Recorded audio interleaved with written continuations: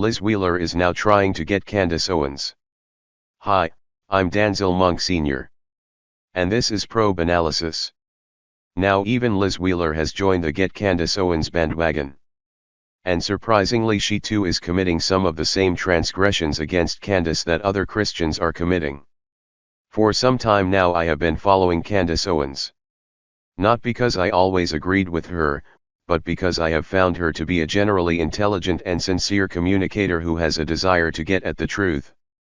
I have never viewed her as a perfect communicator, no one is. But I have followed her enough to realize that she is not the type of person to talk off the top of her head, and make no sense.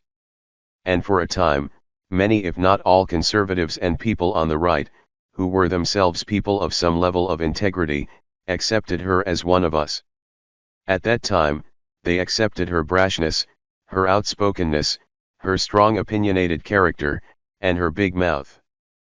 But they did so because she was intelligent in her arguments and views, and she was correct far more often than she was incorrect or uninformed. But that all began to change when she became a Catholic, and started to champion Catholic ideas both theological and political. Suddenly for many who were cool with her, her character and manner of communicating was no longer acceptable.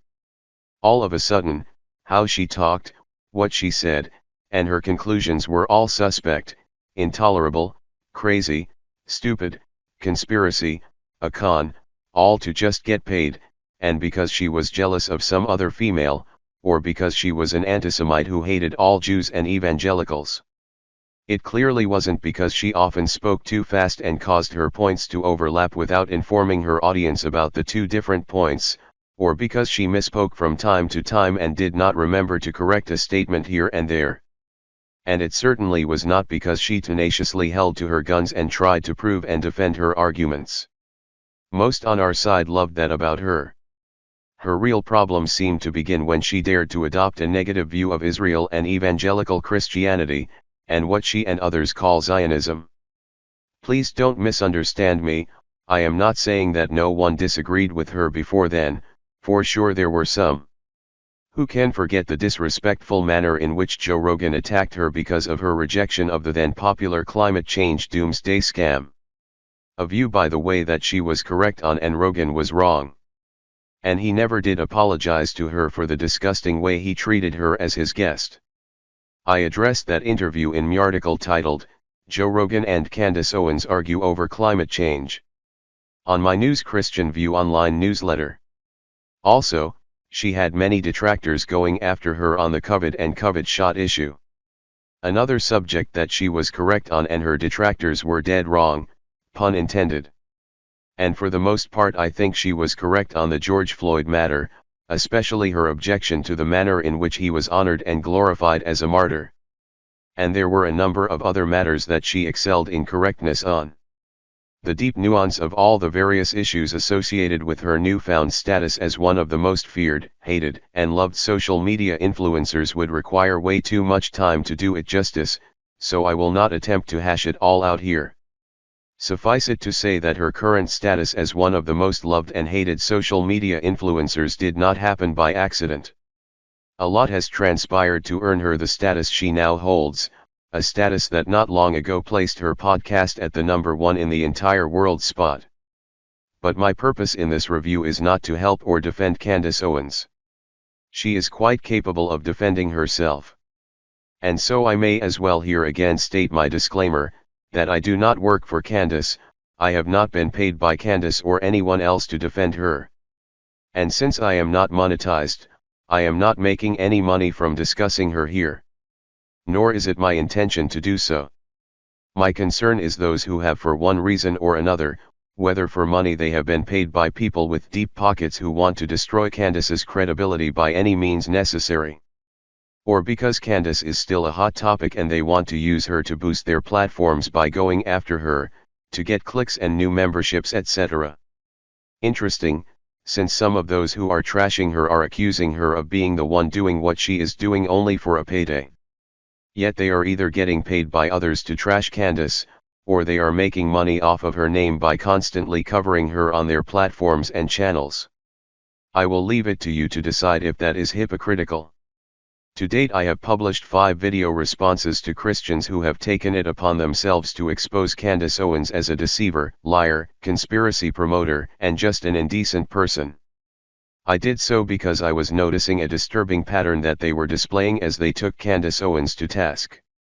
They seemed to be going out of their way to make Candace look worse than she actually was, and they used unrighteous methods to do so, even to the extent of doing to Candace what they were accusing her of doing to others. To my disappointment, there are clearly no shortages of Christians unjustly attacking Candace. And so I decided to address yet another believer who has joined the Get Candace Owens bandwagon.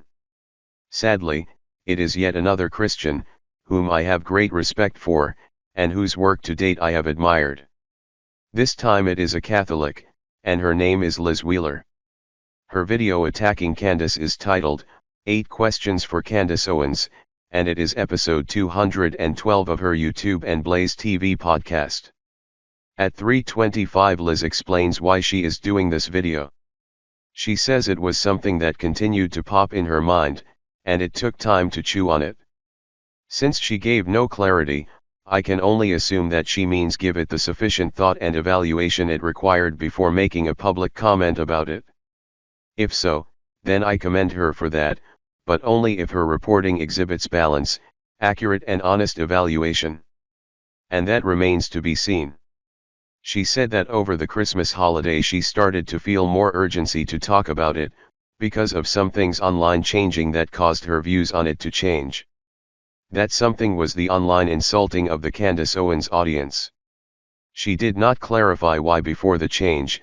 She apparently felt that insulting the Candace Owens audience was a good thing or was okay, or even what her position was before her change. I would be interested in knowing those details, because it might help me to understand why she has taken this present route to trashing Candace. She correctly points out that Candace's audience was justified in their distrust of the media and government because of well-known past lies that have been exposed. I agree. She says that it is right for people to seek the truth. At 5:46 Liz discusses her transitions from mainstream cable media to social media and the benefits of that shift. She says that cable news monologues are like a closing argument of a trial in which the lawyer gives his final talk. Every word is pre-selected to be delivered. But a podcast is more like an open discussion where there is a working out of the details and revealing things as we discover them. There is a more authentic approach and a more personal relationship between the podcaster and their audience. At 7:47 Liz, while describing the social media method of reporting versus the mainstream media, she says that in social media she had to explain. This is what I speculate versus this is what's been proven. So she does know the difference, and so she should know when Candace is stating a proof or claiming a proof from when she is making a speculation or an insinuation.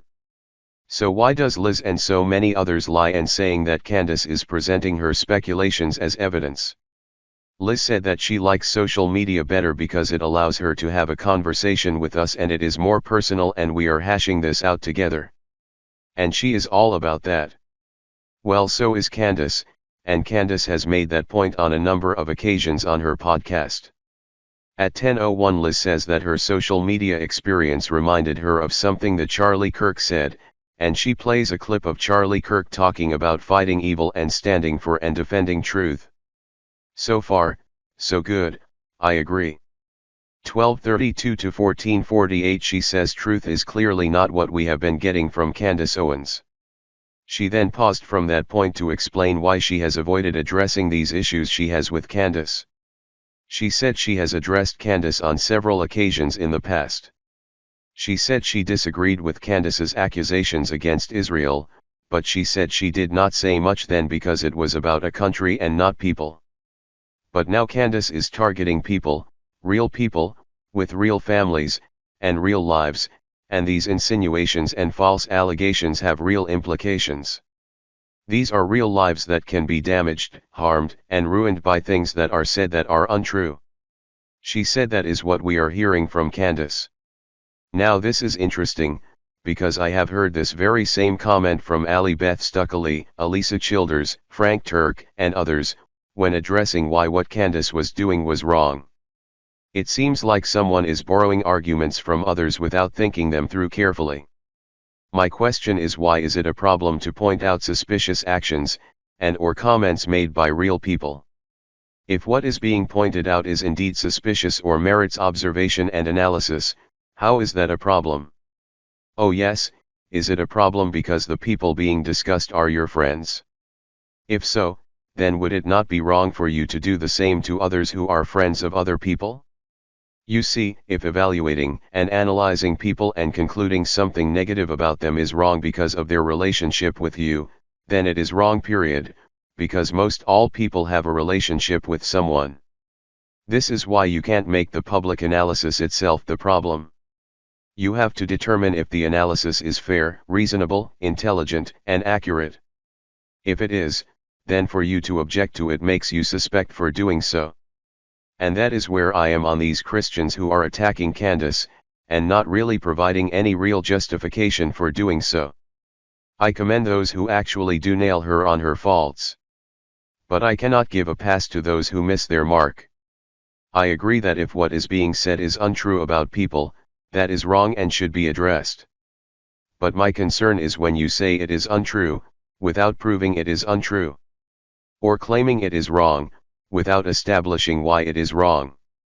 And let's be clear, we have to be able to distinguish between intentional lies and error that turns out to be inaccurate. This also is something that Candace detractors seem to be unwilling to acknowledge. They seem to be indiscriminately lumping together everything to make Candace look as bad as they can. And that is wrong.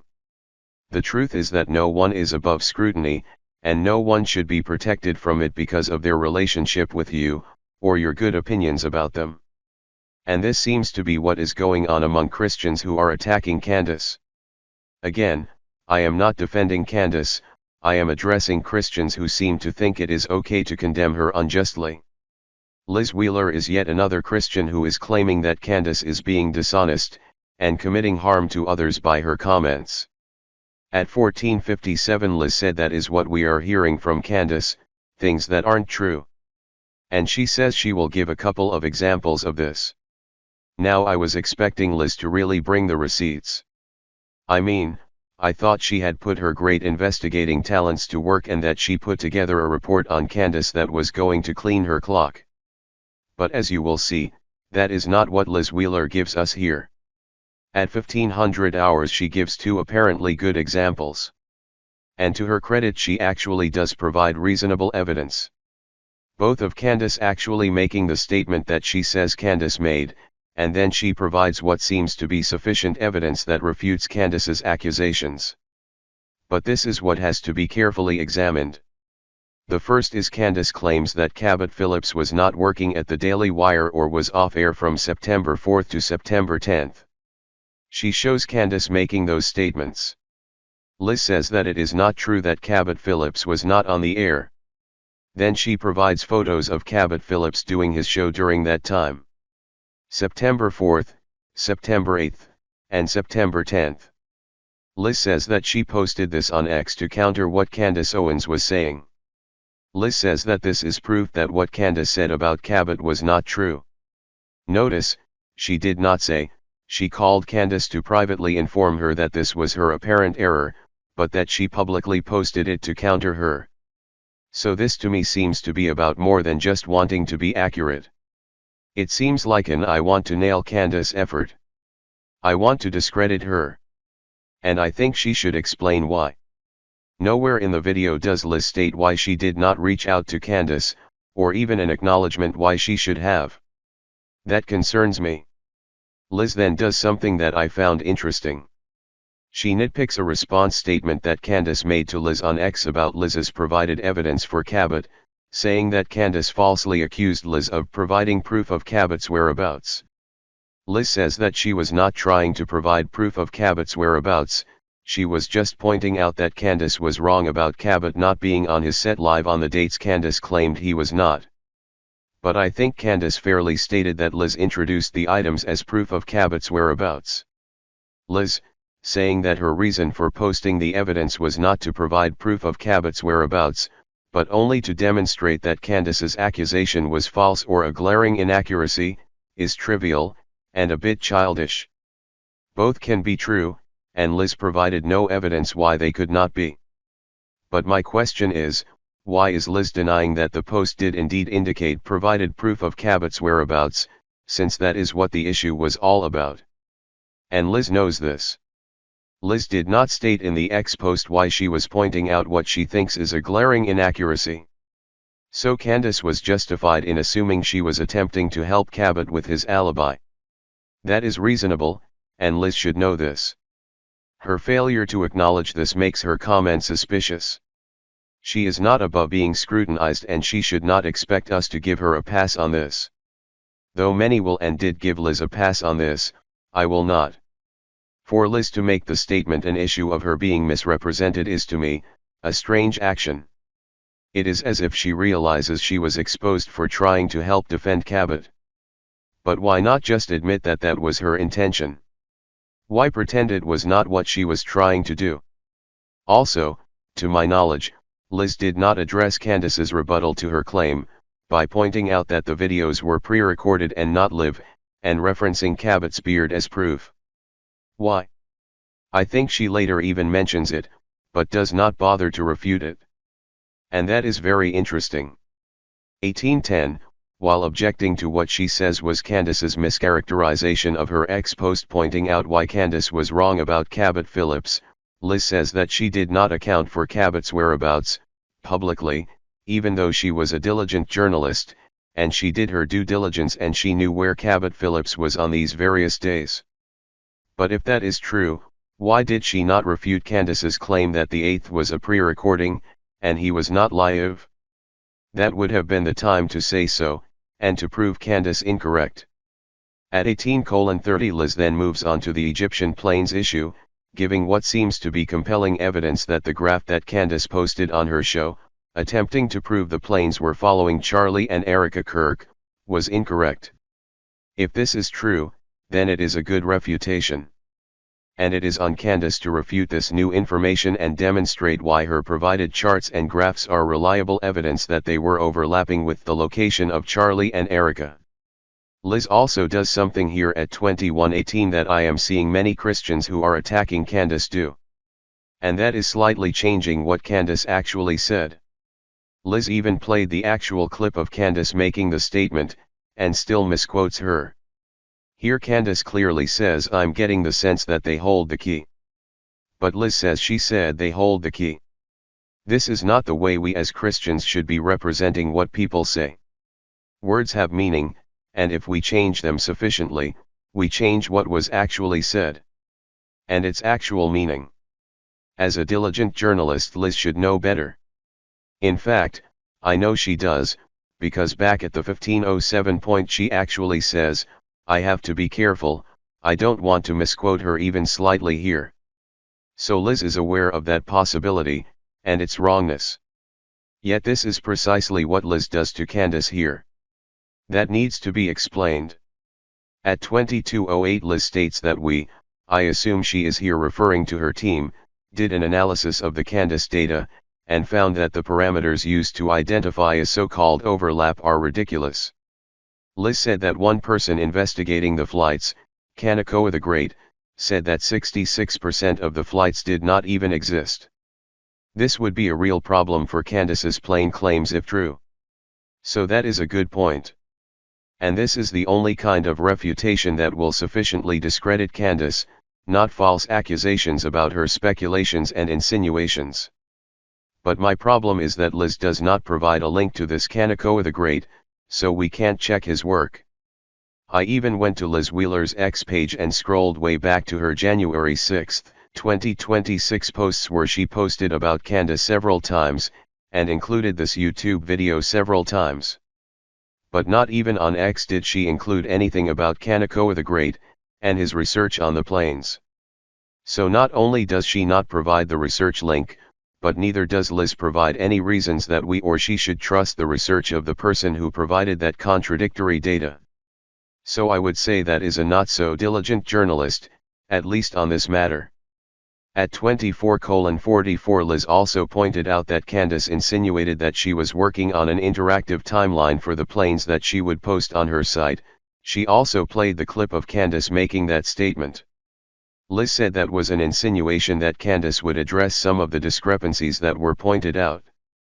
But Candace has still not yet done so. Liz concludes this point by saying Candace has dropped the planes issue from her show and she wonders why. That is not fair, since Candace has been addressing many other issues. It is understandable why the planes are not always on her topic list. I think that is another unfair potshot that is beneath Liz. I do think that Candace needs to eventually revisit that topic if indeed what Liz and others have pointed out about the plane graphs is true. 26:03 Liz says that the data speaks for itself, commenting on the end statement of the Candace video where Candace blows off those she claims are naysayers who are trying to fifth round debunk the planes. Well, that may be true, but Liz must remember that, as I said, she has not confirmed the data, she just referenced the data. If Candace's data must be confirmed, would that not also be true of the data from Liz's team and that of Kaneko the Great? This is not complicated, it's just fair. What disturbs me is the fact that such simple matters are willingly overlooked by those who want to stick it to Candace. At 26:5 Liz then says, so what's the point of all this? We are building up to the point. The point of all this, she says, is that gossip is not what is going on here. What is going on here is that these are real people that Candace is discussing whose lives are being impacted and damaged by what she is saying. She puts a pause on that point to say that she is all for asking questions. Question everything is literally the tagline of her show. She even cites an example of her doing just that, even going after her friend Tucker Carlson on the COVID issue. And how she questioned the January 6th insurrection and exposed election fraud. I commend her on both. She gives a few other examples of her efforts to get to the truth by asking questions and not letting up till the truth was out. Liz even credited Candace as being one of those who fought against the lies about vaccines. She said it's okay to ask questions that offend people. But then Liz says at 29:15, that it takes a special kind of nasty to falsely accuse someone. And that is one of the things that is sticking in her head about Candace Owens's insinuations.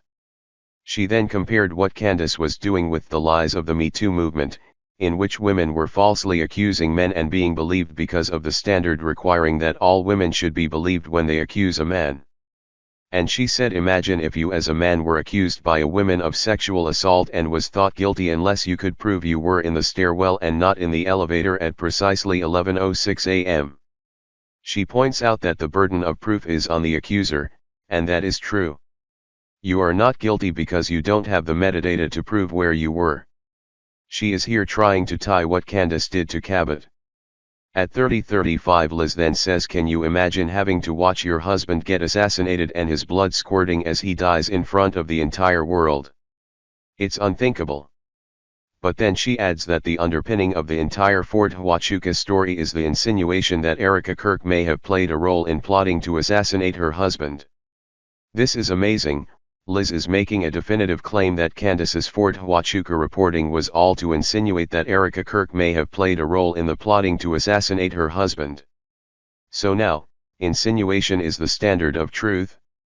How you perceive what you think is another person's insinuation, determines what the truth is about what they said or what they were trying to prove. Liz then questions Candace's nerve to insist that Erica provide an alibi related to the Fort Huachuca dates and times, while refusing to accept the provided alibi of Cabot, and insinuating that Cabot must have been lying. At 32:06 Liz says again that she thinks that most of Candace's audience are decent people, and she is glad that they are skeptical of the government. But she asks, are they really okay with Candace accusing Erica by insinuation, of being involved in a meeting plotting the assassination of Charlie Kirk? Presuming her guilt unless she can provide metadata proving she was not there? At 34:04 Liz again referred to the Fort meeting as a plot to assassinate Charlie Kirk, but never provides the video clip where Candace or Mitch Snow says that. She then says that we all understand what Mitch Snow meant when he said that he saw Erica the day before at the fort. That Erica was somehow a part of a plot by the US military to kill Charlie Kirk. Well, I watched all of Candace's videos and interviews, on the topic, and I never once got that impression. So the question is there something else that is causing those who see her reporting as an effort to make everyone believe this? If so, what is that something? I think it is the failure to carefully watch all of her reporting, or most of her reporting, or even just be willing to carefully listen to her with an unbiased approach. This is difficult when you have digested much of the negative commentaries about Candace from her haters and detractors, and those who are your friends. And it may be difficult for you to admit or even acknowledge the possibility of your bias. I have watched them all, and I can clearly see how easily I could come to the same conclusions about what Candace said if I disliked her. But I don't, and so I look for the facts, and not the feelings, insinuations, suppositions, and impressions. We Christians have no biblical precedent to use what we consider insinuations, suppositions, or impressions as tools to accuse, condemn or incriminate to discredit anyone. I rely on what she actually says and not what I think she is trying to say, or even what I may think she wants me to think she is trying to say. I see far too many Christians who attack Candace failing to be this cautious in their observations of Candace, and their comments about her. At 34:53 Liz says that she hopes that we can tell the difference between just asking questions of authorities, and the nasty, unjust, false accusations and insinuations that are threatening, without evidence, to ruin real people's lives. Real people with real families and real lives. It's not a soap opera, this is not a drama. But notice that she does not bother to include the people whose lives were and are being harmed, and negatively affected by the conduct of TPUSA leaders, including Candace's. It is interesting that Liz does not seem to be concerned about them. The question is why? How many lives have been affected by the lies, suspicious actions and accusations by TPUSA leaders? Are their lives unimportant? If not, why has she not mentioned them, or concerned for them? And also, notice how she defines what she says Candace is doing: nasty, unjust, false accusations and insinuations that threaten to ruin real people's lives. That is a clear giveaway that Liz just does not like Candace. Thus far, she has provided nothing about Candace that indicates nasty. I am not even clear as to what evidence Liz has provided about what Candace said and did that could be described as unjust. What she has presented as false accusations, Candace's description of Liz's reason for posting evidence for Cabot, and Candace's claim about the days Cabot was away from his show, are not evidence of false accusations.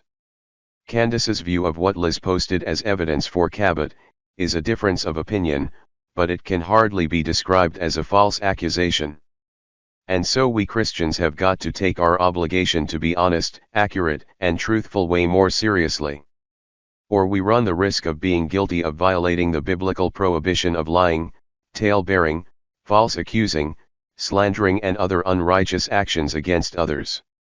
41:00 Liz says that Candace cannot protect her anonymous source that told her that the feds may have planted the murder weapon rifle. I'm not sure why. Protecting sources is not an unusual or illegal practice. Liz does not make a case for why Candace has to reveal that source, but she tries to use Mitch Snow, one of Candace's sources that Candace did go public with, who Liz thinks is such a bad source due to his character, that it demonstrates why Candace's other sources needs to be made public so all can scrutinize their credibility. 42:26 Liz says that Candace's use of Mitch Snow gave us all a chance to determine if Mitch was credible based on what he did or did not say on Candace's show.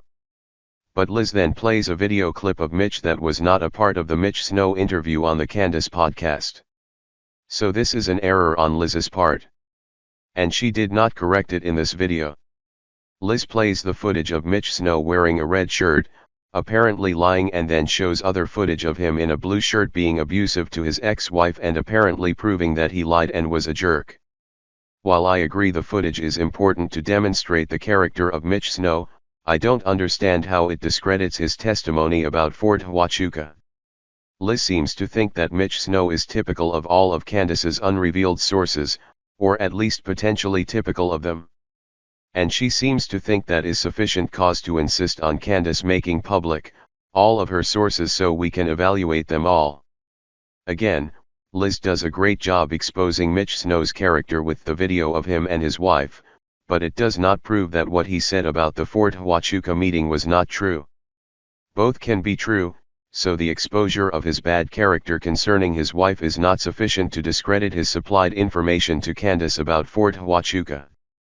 Nor is it proof that Candace was claiming that the Fort Huachuca information was proof that Erica Kirk played a role or had knowledge of the orchestration of her husband's assassination. So why does Liz keep saying this? Either it is because she has heard so many others make the claim, or she just assumes it from what she saw of the Candace clips.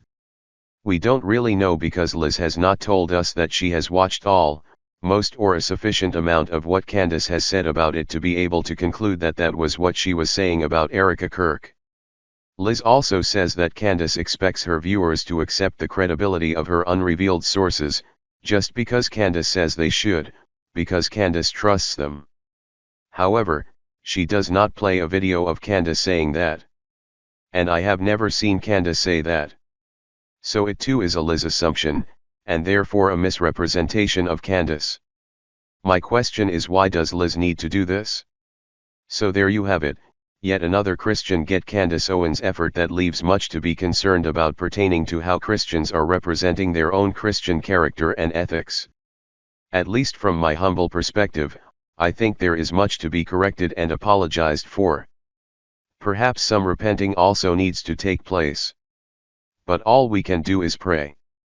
I hope that by my taking the time to produce this response to Liz Wheeler's video, it will encourage others to be more careful as they attempt to address the work of Candace, or expose what they believe is her faults. Please keep Candace Owens and her detractors in our prayers. I look forward to your corrections and observations about